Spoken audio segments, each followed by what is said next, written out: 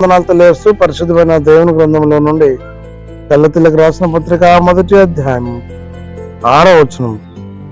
క్రీస్తు కృపను బట్టి మిమ్మల్ని పిలిచిన వారిని ప్రార్థన చేసుకుందాం. పరిశుద్ధ ప్రేమ కలిగిన తండ్రి, వందనాలు స్తోత్రాలు చెల్లించుకుంటూ వాక్యం దాన్ని మాతో ఉంచి నడిపించి దీవించమని యేసు నామంలో ప్రార్థించడుగుచున్నాము తండ్రి. ఆమేన్. యేసుక్రీస్తు ప్రభు తన కృపను బట్టి నిన్ను నన్ను పిలుపు ద్వారా, కళ్ళ దర్శనం ద్వారా పిలుస్తూ దైవ పరిచర్యలను నిలబెట్టుకున్నాడు. ఇక్కడ పౌలు తెలియజేస్తున్న మాట, క్రీస్తు కృపను బట్టి, దైవ కృపలో నీవు నిన్ను పిలువబడ్డావు. ఈ లోకంలో ప్రభువు అనేకులను పిలుచుకున్నాడు, కానీ వచ్చినటువంటి వారు కొంతమంది మాత్రమే. పిలువబడ్డ వారికి సువార్త బాధ్యత అప్పచెప్పినట్టుగా చూడగలం.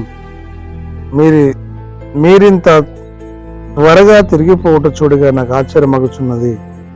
అనగా పిలుపుకు లోబడి వినయము విధేయత కలిగి ముందుకు సాగాలి. అంతేకాని దైవ పిలుపుకు లోబడక తిరిగి లోకంలోకి వెళ్ళిపోకుండా ఉండడం దైవచిత్తం కాదు.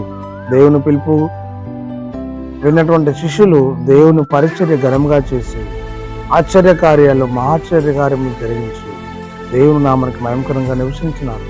అలా ఉండినట్లు పరిశుద్ధాత్మ దేవుడు మనందరికీ తోడైంది నడిపించి దీవించిన గాక.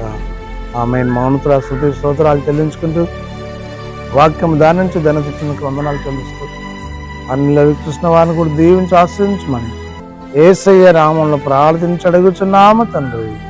ఆమేన్. తండ్రి, కుమార, పరిశుద్ధాత్మ త్రియేక దేవుడు సదాకాలం తోడైండి దీవించిన గాక. ఆమేన్.